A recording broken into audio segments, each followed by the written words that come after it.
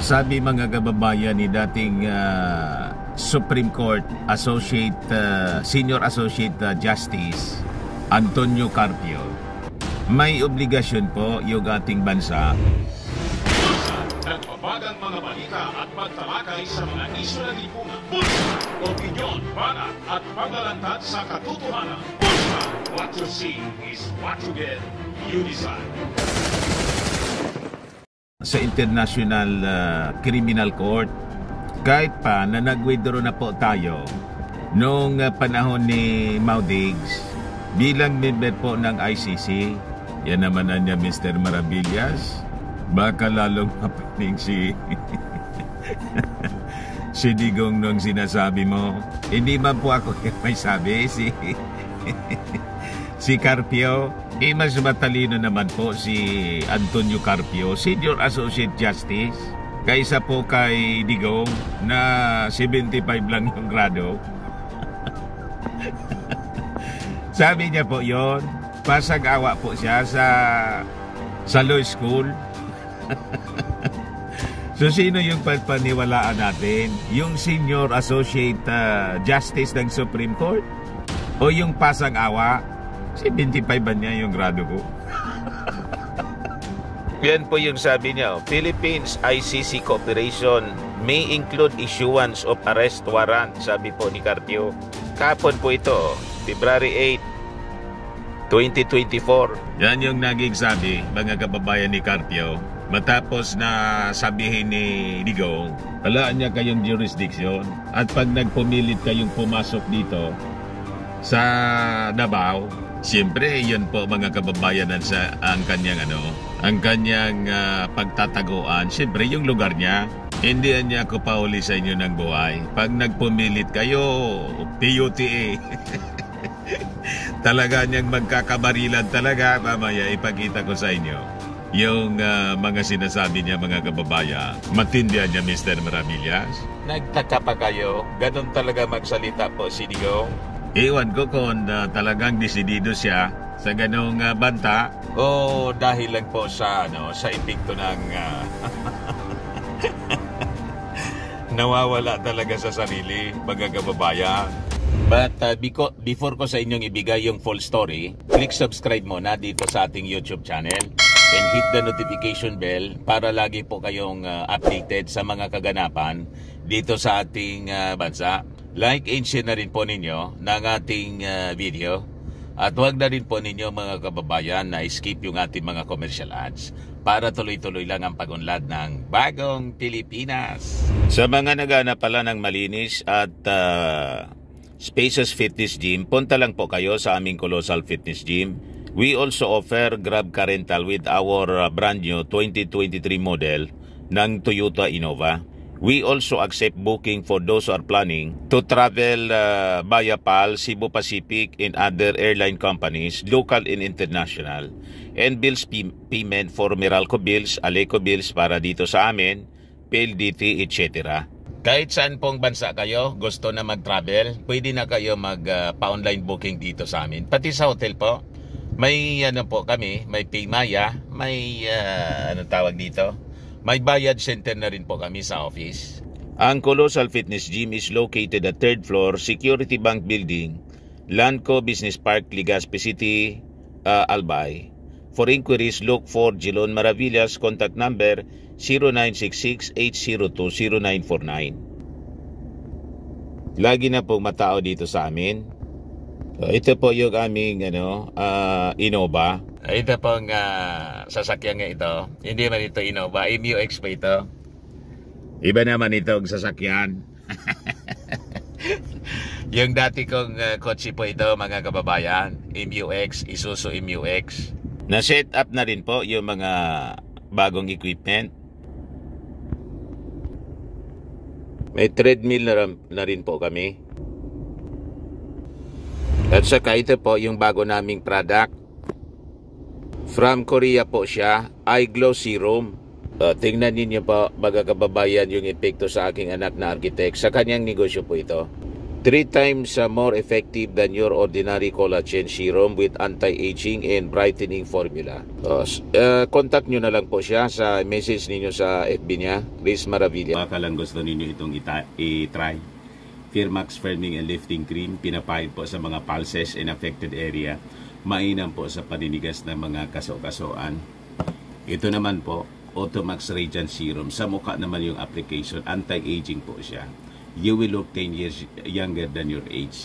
Sa mga cancer patients naman po, baka lang gusto ninyo itong itry. Ningxia Red Mix Fruit Drink. Hindi man po siya gamot, food supplement siya. Kaya lang, gawa siya mga kababayan sa goji berry. Yung goji berry may anti-cancer properties. Ayos po. O yung mga inquiries ninyo, dumiritso na lang kayo sa aming messenger sa Facebook para masagot namin agad. Ako po si Dante Maravillas. Bye-bye po. God bless. Yes. Ayos pa mga kababayan. Ayos na Mr. Maravillas. So, balikan natin mga kababayan yung sinabi ni Antonio Carpio, Senior Associate Justice ng Supreme Court. Dati, retired na po siya ngayon. Na yung ating bansa, mga kababayan, still may obligation sa International Criminal Court. Sa kabila mga kababayan ng kabila ng pag-withdraw ng dating Pangulong Digong as member ng as member ng ICC, and with that obligation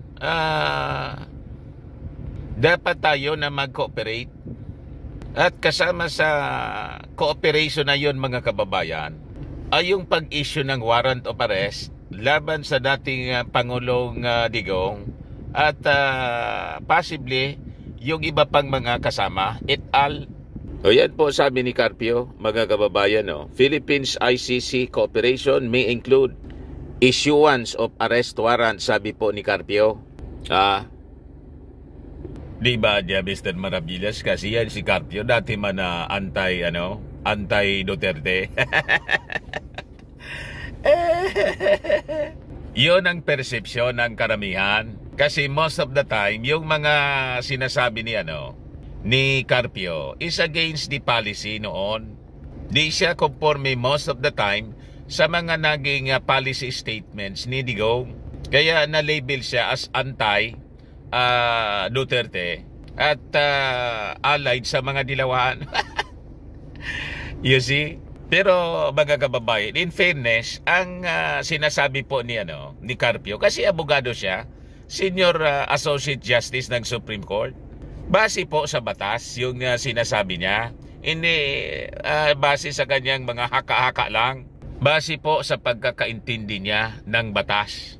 At sabi ko nga mga kababayan, mas matalino naman po siguro pagdating sa batas si Carpio kaysa kay Digong. So sabi diyan, the former magistrate echoed a Supreme Court ruling saying that the Philippines still has an obligation to the International Tribunal despite the country's membership being withdrawn.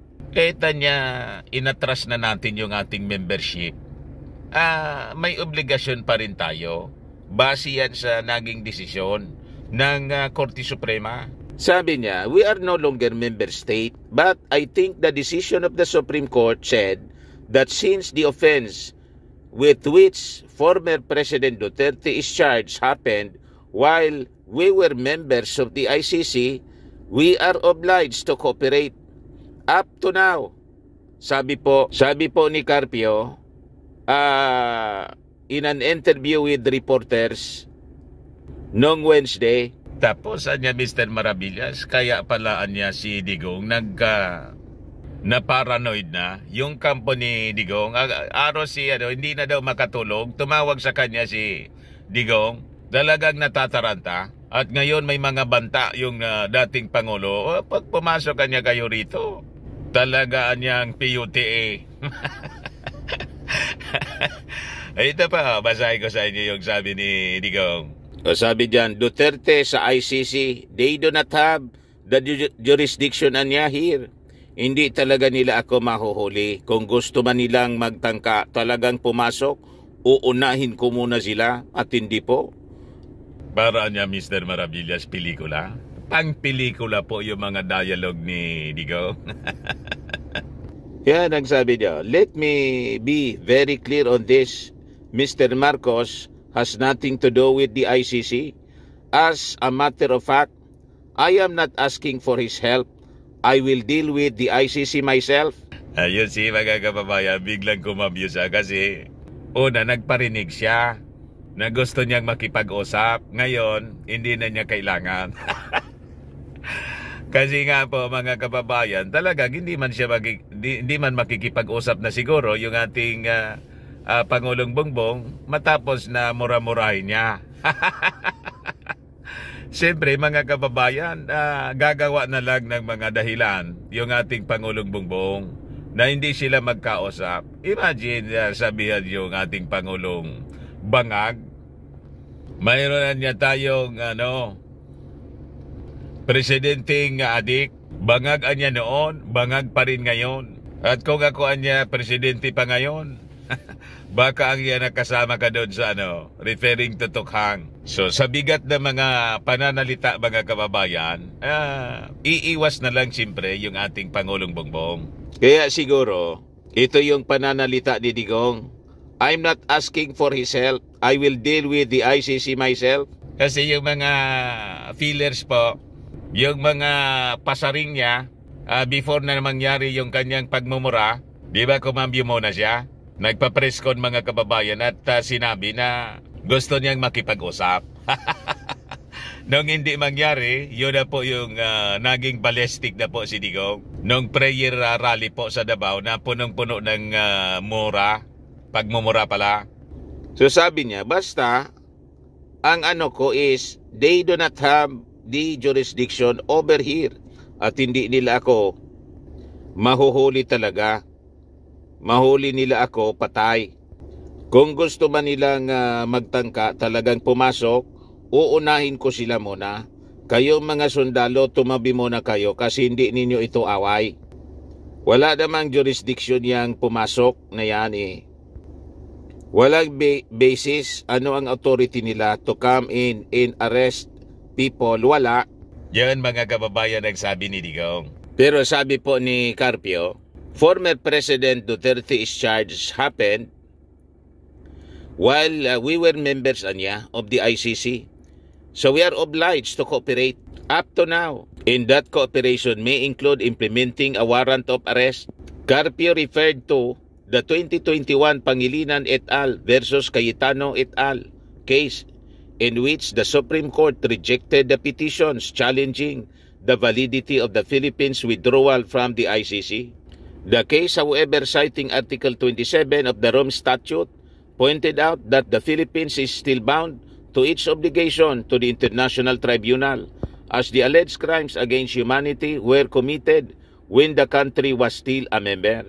Carpio issued a statement after former presidential spokesperson Harry Roque said in a Facebook live stream that the former president received information that he might receive an arrest warrant anytime.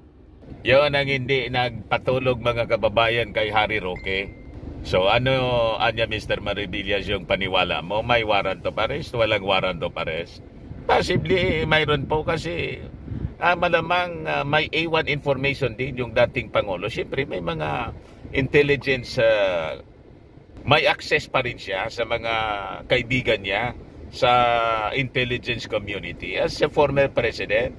Kaya nga ito yung nag-trigger sa kanya na magmura ng magmura at magbanta ng magbanta. But anyway, yun man lang po mga kababayan. Ako po si Dante Maravillas. Bye-bye po. God bless.